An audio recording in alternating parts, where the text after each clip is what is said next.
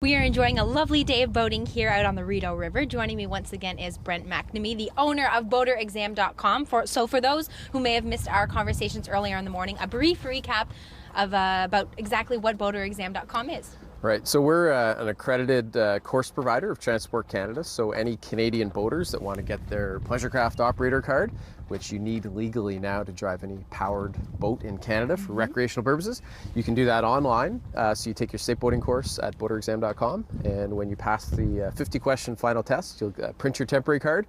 You're good to go boating right away, and we'll mail you that permanent card that's good for life in a couple weeks. Exactly. 50 questions, $50. That card's good for the rest of your life. So it's definitely worthwhile, not only to save yourself that $250 ticket, but also so you really understand the rules and regulations and how to do boating safely. Because you mentioned, is there 100 watercraft-related deaths every year? Yes, there's over 100 in Canada. It's actually down since this new mandatory law got phased in. It used to be over 200. So I think the education is helping people. They're safer out on the water, and unlike a car, there's no lanes, there's no traffic lights. So you really need to know the rules of the road and have the appropriate safety equipment on board, not only legally so you don't get an expensive fine, but so that in case of emergency you're well prepared. Right. So let's chat about some of the safety equipment that is mandatory to have on the boat. Right. So you do have to go online to check. It depends on the length of your boat, whether it's powered or unpowered, sail, etc.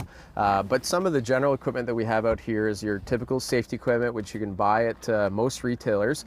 This one, for example, it doubles as a bailing can, but also inside you've got your buoyant heaving line. So if someone falls overboard, like we showed earlier, you can retrieve them into the boat with that. This is legal, but there's some other bags out there that you can buy that may work a little bit better, a little bit easier to throw. Right. Watertight flashlight. Make sure you got fresh batteries in there at the start of the season.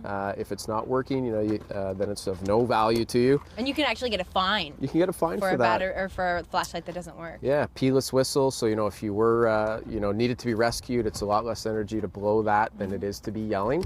It won't freeze either. So that you can get at most retailers, but there's other equipment too that you need to have on board. We have some air horns here, a sound signaling device. We've got both the aerosol versions and a manual one, which is you would just blow into it, a little more environmentally friendly. Okay.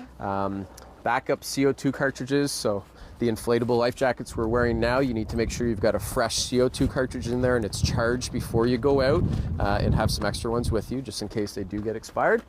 Flares, again, in case of an emergency. Don't test these out because it definitely could trigger a search and rescue, but it's important to have them on board.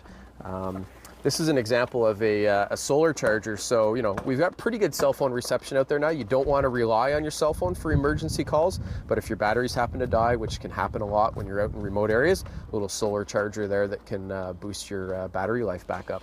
And lastly, can we reiterate the importance of having not only the right number of life jackets, but ones that fit? Yeah, it has to be properly fitted. So if you've got children on the boat, you need youth life jackets, and you can check inside and it'll tell you, 30 to 60 pounds so that it fits them properly. Perfect.